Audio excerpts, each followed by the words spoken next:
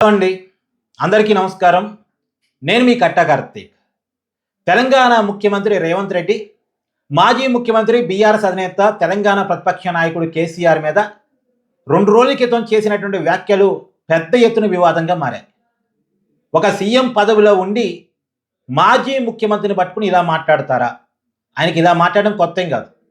గతంలో కూడా మాట్లాడేవాళ్ళు. డ్రాయల్లో తొండలేస్తానని, చెట్టు కట్టేసి చీరేస్తానని, కేసీఆర్ ఇక ఉండటం వృధా అన్నట్టు రకరకాలుగా ఇక ఆ పదాలు చెప్పడానికి కూడా బాగోదు. అలా మాట్లాడేవాడు. ఒక సీఎం కుర్చీలో ఉన్నప్పుడు అలా మాట్లాడటం కరెక్ట్ కాదు. అలా మాట్లాడటాన్ని అందరూ ఖండిస్తున్నారు. అదే క్రమంలో రేవంత్ రెడ్డి మాటల్ని ఖండించే క్రమంలో కేటీఆర్ కూడా మాట తూలుతున్నాడు. నిజానికి రేవంత్ రెడ్డి మాట్లాడింది తప్పనుకుంటే అదే బాటలో కేటీఆర్ ప్రయాణిస్తున్నాడు. మరి అదే బాటలో సమాధానం చెప్పాలనుకుంటున్నాడా? అది తప్పు. గతంలో ఆంధ్ర రాజకీయాల్లో కొడాలి నాని లాంటి వాళ్ళు చంద్రబాబు నాయుడు గారిని ఉద్దేశించి ఇష్టారీతిని మాట్లాడేవారు. దానికి చంద్రబాబు నాయుడు గారు అదే రకంగా రియాక్ట్ కాలే. ఈవెన్ దో లోకేష్ గారు కూడా అదే రకంగా రియాక్ట్ కాలే. కొంత అగ్రెసివ్గా మాట్లాడారు, నో డౌట్ ఎట్ ఆల్. కానీ బూతులు వాడలే. కానీ కొడాలి నాని బూతులే వాడేవాడు. పవన్ కళ్యాణ్ ఉద్దేశించి, చంద్రబాబు నాయుడుని ఉద్దేశించి ఎలా మాట్లాడారు కొడాలి లాంటి వాళ్ళు, ఆర్కే రోజా లాంటి వాళ్ళు. కానీ వీళ్ళు అదే స్థాయిలో బూతులు కాకుండా కొద్దిగా అగ్రెసివ్గా మాట్లాడేవారు. కానీ ఇప్పుడు తెలంగాణ రాజకీయాల్లో రేవంత్ రెడ్డి కొడానాలాగా మారి మాట్లాడుతున్నాడా? ఇదొక అంశం అయితే, దానికి రియాక్షన్ కూడా అదే స్థాయిలో ఉంటుందా? నిజానికి కేటీఆర్ని జనం సాఫ్ట్గా చూస్తారు. ఆయన ఒక ఐటీ పర్సన్గా, ఒక డెవలప్మెంట్ పర్సన్గా, ఒక విజనరీగా అలా చూస్తారు కేటీఆర్ని. అందుకని చూడండి, మొన్న ఎన్నికల్లో కూడా రాష్ట్రంలో బీఆర్ఎస్ పార్టీ అధికారాన్ని కోల్పోయింది. కానీ హైదరాబాదులో మాత్రం ఎక్కువ సీట్లు వచ్చాయి బీఆర్ఎస్ పార్టీకి. ఎందుకు వచ్చాయి? కేటీఆర్ని చూసి వచ్చాయి. హైదరాబాద్ని కేటీఆర్ డెవలప్ చేశాడని వచ్చాయి. మరి ఎడ్యుకేటెడ్ పీపుల్, మధ్యతరగతి వాళ్ళు కేటీఆర్ని ఒక రకంగా అభిమానిస్తారు. వాళ్ళ అభిమానాన్ని చూరగొన్నటువంటి కేటీఆర్ వాళ్ళ అభిమానాన్ని పోగొట్టుకునేలా మాట్లాడటం కరెక్ట్ కాదు. రేవంత్ రెడ్డి తప్పుగా మాట్లాడుతున్నాడని ఒకవైపు విమర్శిస్తూ, మళ్ళీ అదే రకమైన భాషని, అదే రకమైన మాటని యువతలో వాడితే అందరూ ఒకటే అనేటువంటి ఫీలింగ్ వచ్చేటువంటి అవకాశం ఉంటుంది. సో కేటీఆర్ తన భాష మార్చుకోవాలి. రేవంత్ రెడ్డి ఖచ్చితంగా మార్చుకోవాలి. దాంట్లో భిన్నాభిప్రాయమే లేదు.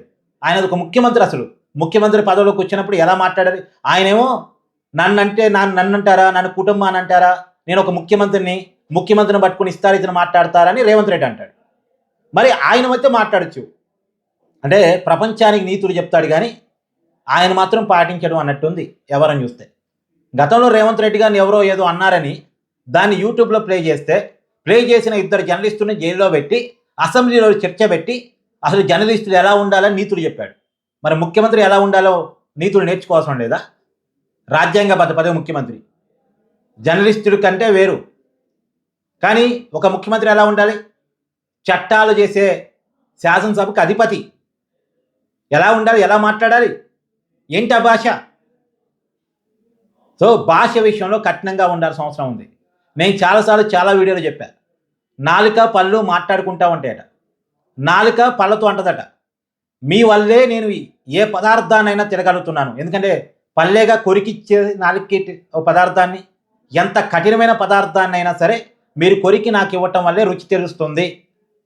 మీకు ఏదైనా సహాయం చేయగలనా, మీ రుణం తీర్చుకోగలనా అని నాలుక పళ్ళని అడిగిద్దట. నువ్వు రుణం తీర్చుకోవద్దు, ఏం తీర్చుకోవద్దమ్మా, నువ్వు మాకు ఏం ఉపకారం చేయొద్దు కానీ అపకారం చేయకుండా ఉంటే చాలు అని పళ్ళు నాలుకతో తిరిగి అంటాయంట. పళ్ళేమో 32 ఉంటాయి, నాలుకేమో ఒకటే ఉంటుంది. కాదు, నాలుగుకి నరం ఉండదు. ఇష్టం వచ్చినట్టు మాట్లాడేది, ఎటు పడితే తిరిగిద్ది. తర్వాత ఏం జరిగిద్ది? అవతల వాడు దవడ మీద ఒకటి బీకుతాడు, ఏది పడితే అది మాట్లాడితే పళ్ళు రాలి కింద పడతాయి. అనేదేమో నాలిక, పనిష్మెంట్ ఏమో పళ్ళకి. అందుకనే పళ్ళు అంటాయట నాలుగుతోటి. నువ్వు ఇష్టం వచ్చినట్టు మాట్లాడకమ్మా అంటాయట. సో మాట్లాడేటప్పుడు చాలా జాగ్రత్తగా ఉండాలి, జాగ్రత్తగా మాట్లాడాలి. అందులో పదవిలో ఉండేవాళ్ళు. ఇది అందరికీ యాప్ట్ అవుతుంది. ఏదో ఒక నాయకుడిని, ఏదో ఒక పార్టీని టార్గెట్ చేయడానికి చెప్పట్లేదు. కానీ నాయకులు అనేవాళ్ళు భాష జాగ్రత్తగా ఉండాలని దానికోసం మాత్రం చెప్తున్నా. థ్యాంక్ యూ అండి.